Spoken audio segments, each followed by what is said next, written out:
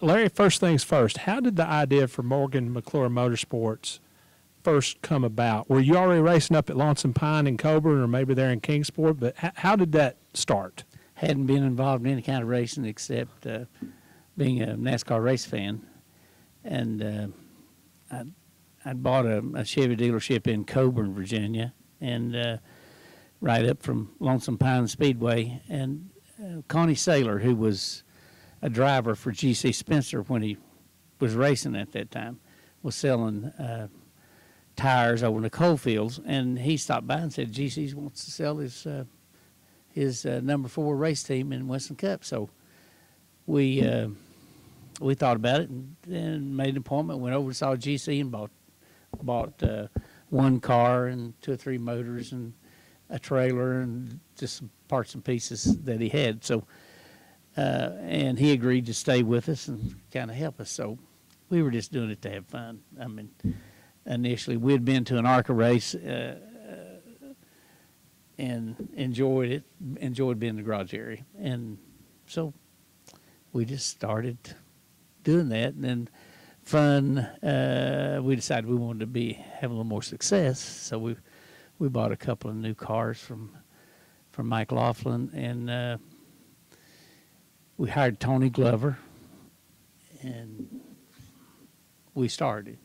So as Morgan McClure's investment got bigger, and we were financing it pretty much out of the Chevy store as advertising, as that investment grew and grew, we had to get more serious about it. So it was hard for us there initially, but let's see, when was it? I think we got Folgers Coffee. Some people called us from Nashville, and we put together a small deal with Joe Ruttman and ran Folgers Coffee in, I think that was 85. And up until then, when we started in 83, we had Mark Martin. We were just doing it, finesse it on our own, no sponsor. 83 and 84, we ran, I don't know, 10 races or something like that. And then Ruttman, all the races in 85. In 86, that sponsorship went to Hendrick, and we were sitting there, sitting at the desk saying, oh, man, I hope that telephone rings. And it did. Finally, Kodak called us and asked if we'd be interested in doing a 10-race deal. So Kodak called you? Kodak, their advertising, whoever was handling their account called us, because we'd been running pretty good with Rick, and they called us and asked us if we'd go to Rochester and have a meeting with them. So wow. So that's how we got started. You went to that first race at Talladega with Connie Saylor, and the engine lasted all of 22 laps. Yeah. Before letting go. Was there ever a sense of, maybe we've bitten off more than we can chew here? Or did you consider that just one of those things that you had to deal with when you were getting started? Well, the pieces we went to Talladega with Connie are the same engine parts that GC had, and they had some time on them. And I think at that time we went to a fellow in Ohio. I think his name was Ohio George, and he put that motor together. And really, when we took it off the dyno, the bearings didn't look that good, so we thought it might happen. But it was fast. Well, we were fast. Yeah. Yeah. And then when it broke, GC was good friends with a lot of people in racing. So Barney Hall and GC and the number 11 car over in the hauler there, he went over and we bought a couple of motors from them. So decided to, you had to put money in it if you wanted to run fast. So we got those 2 motors from what's his name? Junior. Yeah. We bought 2 motors from him. Got the first one, got it in the car, and our first race was going to be Charlotte. And by the time we got to Charlotte, we had talked ourselves in, we were going to sit on the pole. Well, actually, we missed that race. Wow. Connie wrecked in qualifying. at that time, you remember there were 4 days of qualifying. Yeah, yeah. So that experience wasn't too good, but we went along there and just kind of floundered around. After that, until we bought a car from A.J. Ford. And then we took Mark to Talladega and ran fast with him. Qualified 8th and finished 10th. And I said, man, this is easy. Little did I know. So anyway, that's kind of the way we started. And Now, Larry, how did the deal with Mark Martin come about? well, he didn't have a ride, and we were Charlotte and running pretty good. And if I'm not mistaken, Barney Hall said, you ought to talk to him. You know, Barney knew everything about everything Oh, yeah, in racing. yeah. And he was, we just called him up and talked to him, and he came to GC's house. That's where we were keeping the car, and he put his seat in, and that's it. So he only raced for us about, you may know for sure, Yeah. but I think about 6 races or something. Right. Yeah. What was your impression of him at that point? Oh, he could drive the wheels off of it. I remember taking him to Darlington, and it was one of those days when it was over 100 degrees over there. I don't know if we gave him water all day. we'd like to cook him, and he finished the race. So I thought he was a great race car driver, and at that time he was so much better than we were. You appeared to be just doing super speedways Mhm. at that point. Was that maybe because they pay more, or maybe you didn't want to get your stuff torn up on the short track, or what was the purpose of just doing the super speedways? Both. You know, if you take a car short track back in, you're just going to use the car up. Yeah. And we didn't have that many people. We just had GC and Tony and a couple of people, and it was hard on us anyway. And we were having to drive everywhere. No airplanes at that time, and you know, we just decided we had more of a chance of having success at speedways. Larry, when we talked to Steve Mill for the podcast, he said that GC Spencer apparently wasn't too high on Mark as a driver. Is that maybe why he didn't come back for 1984, or was there maybe something else going on? No, GC wasn't. You know, GC at that time, GC wasn't too high on him.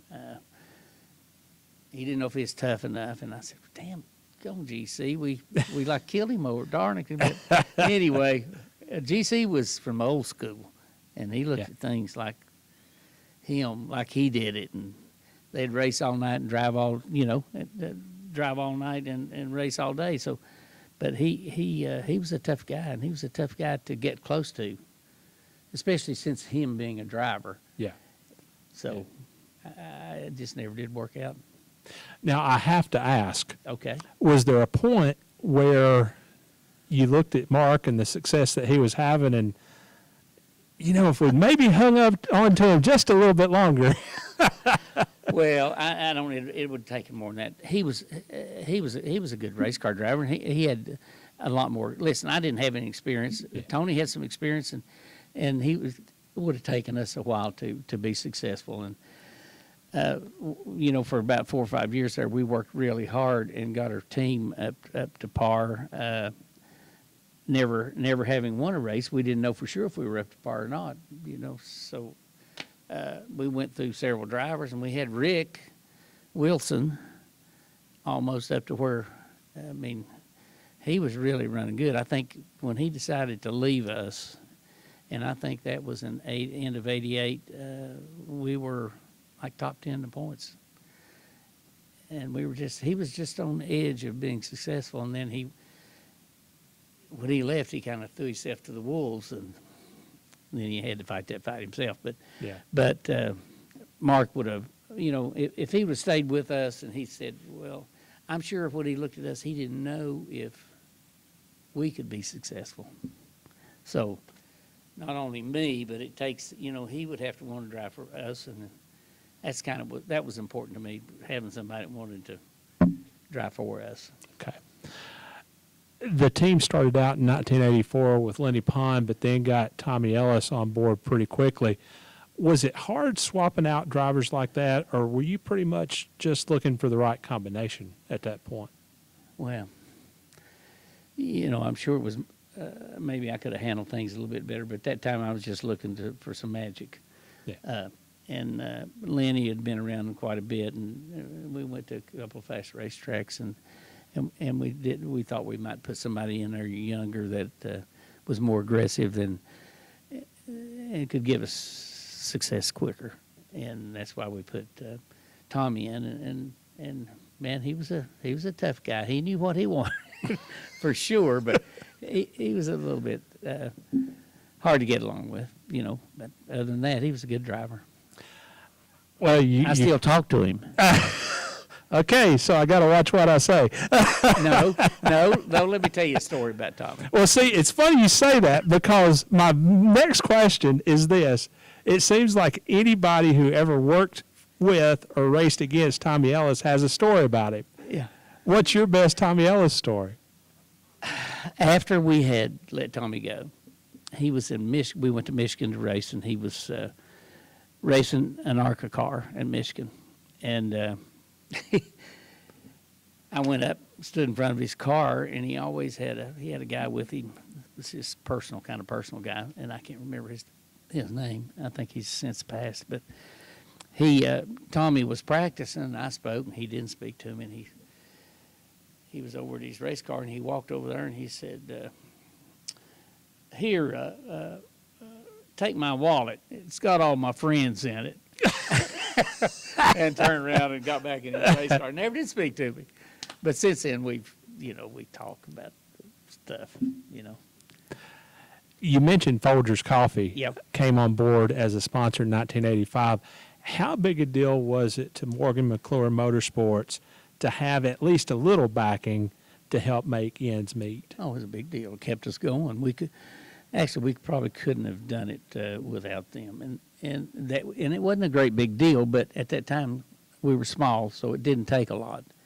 And we had failures all through that time, mechanical failures and wrecks, and we ran pretty good, but we didn't finish good. So, but Folgers was definitely feather in our cap, and then of course Rick Hendricks figured that out too, and he went after them and got them. Now, the team at that point was based here in Abingdon? Yes. Okay. How did staying up here rather than down in the more typical Mooresville, Charlotte area, how did that impact the makeup of the team? Well, Tony was from Kingsport. Okay. GC was from Kingsport, and that area. I live in Abingdon. I'm a Southwest Virginia boy, and I didn't know at that time, and I don't think it made as much difference. I think maybe at that time it could have been a plus, because if we found out something that made us go faster and be a better race team, we could keep it here longer than if we were in Charlotte. Now, we made our investment. It's kind of like we made our bed and we were going to lie in it. And I probably had I been a little smarter and maybe had taken on some more advice from people, I would have moved, because that question's been asked to me hundreds of times, and I just wanted to stay up here. I mean, we won 14 races, so God just blessed us and gave us some good people and good hard race car drivers and some luck. 1986, Rick Wilson becomes your driver. And then at Michigan, halfway through the season, Kodak come on the car for the first time. And that seemed to give you at least a little bit of stability when it came to a driver and a sponsor. Now, you've already talked about how Kodak came into the picture. See what I did there? Kodak come in? Okay, all right, okay. Just want to see if you noticed. I was pretty proud of that. How did you land on Rick as a driver? Well, at the beginning of '86 season, well, prior to the beginning, we had to make a choice between Rutman left. Rick was available. He was courting us pretty heavily, and Davy Allison was courting us. So I think I Wow. could have had either one of those guys. We thought, Rick told me he had a sponsor and he had Oldsmobile. And with Davy, he couldn't really promise us anything. I mean, I had a meeting with him, I think, in Rockingham, Davy. And, of course, Rick was calling and calling and calling. So we chose Rick. I mean, that's, and then we started running pretty good. So we had to teach him a lot. He had never been in a car like this. And you did not have to try to push a string, try to make him go faster. You just have to keep pulling him back, or he'd get over his head and wreck. Yeah. That was his thing. Now, I'm still on the Kodak thing. Okay. Nobody had ever reached out to them at all. Oh yes. Okay. Oh yes. Yeah. They had done a deal prior to the start of that season with a gentleman over in North Wilkesboro, North Carolina, and he had bought 5 or 6 cars and had them in a building and said he had a race team. Well, they tried to make, I guess, the first 7 or 8 or 10 races and didn't make a race. So whoever was handling their public relations for them called us and said, "Do you want to come to Rochester? Would you come to Rochester and talk to us?" And here's what we got, and I'll tell you what the figures were. They wanted us to run 10 races for $10,000. I mean, for $100,000. And in my mind, I wanted to have that audience, but I knew I couldn't do it for that. Right. But I called Rick, and we called our people from Oldsmobile, and we all met in Rochester with Kodak. And I'll tell you about that meeting if you want me to. Absolutely. We had. You are never going to hear a reporter say, "No, I don't want to hear about that." This guy walked in. I hadn't met him before. Nice, kind of quiet guy. And the PR guy was giving his little pitch. And then he just asked a question: "Why should we choose you guys?" And we told him. We introduced our Oldsmobile people. We had their backing. Rick, good-looking guy, very photogenic. We felt like would do a good job driving a race car, and our team was we were good people. So, and the guys, we talked a little bit, and he said, "Now I understand you all want to do. You want to hire us for 10 races," and he said, "Yes." I said, "Well, if I'm not mistaken, I have to go back and look back. If you can't pay at least $15,000 a race, you don't need to be doing this." Well, they had done this deal. They'd given all their money to this other guy for the whole year, and he didn't do anything for him. So the guy got up. He just got up and left the meeting. He didn't say, "I'll get back to you," anything. He just got up and left. So we got up and left, went across the street at a hotel, spent the night, and came home. But then they later, the next day, called us and said, "We're going to take you up on that deal," which was great for us. Well, that opened the door to what became a pretty successful relationship. Definitely. It was pretty good. Yeah, we enjoyed it. Loved their money, great. But listen, some of the nicest people, best people I've ever met in my life were Eastman Kodak people. 87, 88, 89, top 10 finishes were still kind of hard to come by. Were you satisfied with the performance, or were you kind of frustrated, or what was your thinking during that time? Well, I wasn't satisfied with the performance, but we were trying to gain experience. We were trying to learn how to race. Okay. And we couldn't say we were better than Rick or that kind of scenario. So we just said, well, let's just hang out together here and see if we can get better. And like I said, right before he left us, I think we were in top 10 in points. We'd gotten I think 5th or 6th, and then he left or told us he was going to leave at Watkins Glen that year, and I'm not sure what month that is or was, but he was going to leave. So I told him, I said, if they offered you that much money, you'd be a fool not to take it. So he left, and we had Kodak, so we got back into hiring drivers again, which you probably got the record of that. Oh, yeah. I got plenty of questions. Okay. Trust me. Was there ever a point in those early years where you thought about maybe walking away? Yeah, Was there ever a point where it was close to being too much? Well, I had my brothers, 3 brothers, and Tim. And Tim and I were pretty much, like I say, subsidizing the racing out of the Chevy store. So it got pretty tough on us. I mean, it wasn't as expensive as it is now, but all things are relative. It got, and they said, well, maybe we should just quit. We can't afford to do this. And I said, no, just y'all bear with it. I think we're right on the edge of having some success. And they said, okay. So we hung in there. But we did several times think, well, maybe we've just over our head here. But what kept you going?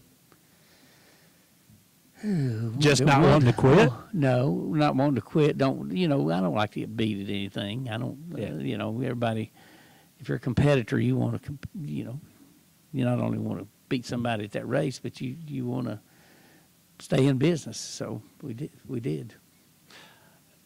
Daytona, 1988, the Firecracker 400. Rick Wilson is this close to winning that race. I mean, literally 3 feet. What do you remember about that weekend? What do you remember about the race? I remember it was hot as heck, and well, it was Daytona in July. Yeah, and I think we had Bill Elliott down about 3 laps early in that race, and we were really fast. And Bill made up 3 laps, and partially because we didn't race him that hard, and because we didn't think that he could come back from 3 laps, I guess, but he did. And I think he beat us out. He beat us there. We finished second, I think, in that race. Isn't that right? Oh yeah. Literally, I mean, it was right there. Rick and Bill Elliott. But I told Tony side by side. There was a caution right before the end of that race, maybe 3 or 4 laps or something like that. And I said, "What are you boys going to do?" Rick said, "I want to slingshot him." I said, "We're leading." Well, they let Bill get in front of us and then couldn't slingshot him, and we lost the race. So that's what I remember. I remember when they said we were going to slingshot him, I just laid my radio down and went on the garage area. Did you really? Yeah. I mean, you could see it. I mean, dadgum. Bill had been there a lot of times. Yeah. We had never been there. So it left a bad taste in your mouth, but at least I knew we were fast, starting to get better. Starting to get better. And we had, our race team, you said, why did you all spend most of your time focused on speedway races things? Well, we spent a lot of time working on aerodynamics. We got as much wind tunnel time from GM as we could get. And we were like beggars, we were saying, hey, we can help us out here, give us some time. And our cars were pretty good. We always had a fast race car on the speedways. And I guess that was our forte, ended up being speedway racing. Was that the race that maybe put you guys on the map when it come to being considered a competitive race team, or was that maybe still to come? I think it was still to come. Okay. I mean, really, and golly, it was almost, but it didn't happen. So, being realistic, I think we tried to be realistic for a long time. We were just a little bit away, but we knew that we were getting closer and getting Rick closer. You have talked about this a little bit, but Rick did wind up leaving the team at the end of the 1989 season, and you said that it was his decision. Was there any kind of negotiation with him saying, could you stay for this or that or whatever, or was he pretty much out the door regardless? No, he gave us an opportunity to give him the same money that was offered to him, and we said we can't afford it. Yeah. And we couldn't afford it. Yeah. And we wished him well. They cried, and it was an emotional event for us because we still love Rick Wilson.